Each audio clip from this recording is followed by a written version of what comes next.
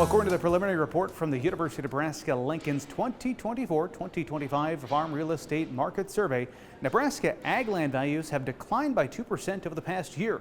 Market Journal's Bill Dodd recently caught up with Nebraska Extension ag economist Jim Jansen to break down this report.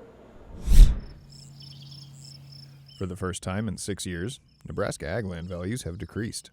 According to data collected from the 2025 statewide all land average value survey, the 2% reduction can be attributed to a number of current issues facing ag producers in the state.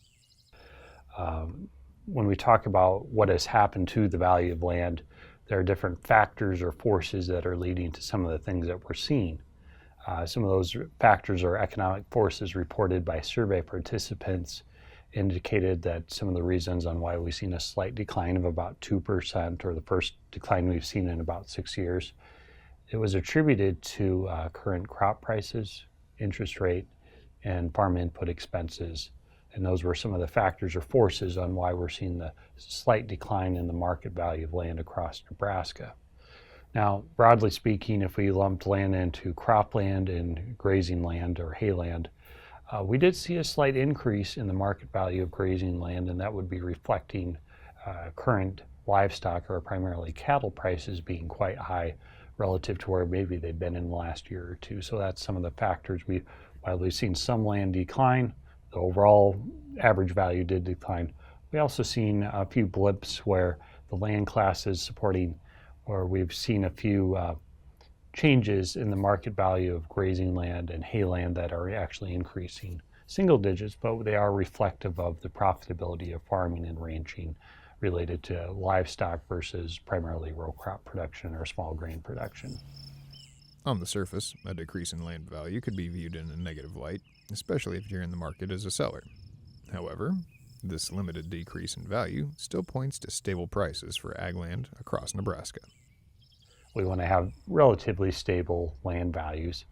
And like I said before, a gradual change is something you would expect to see with some of the changes surrounding the current farm profitability and some of the features of the ag finance world that we're living through right now. We've come off a period of time where crop prices are down. Seems to me a lot of people are near break even when it comes to renting land, unrented land, versus what is it costing to do that versus what can you get for it if you would like to sell your commodities that you're producing. So there are many different factors or forces that are at work, and we like to see those gradual changes. We don't want to see 35% down in 1 year.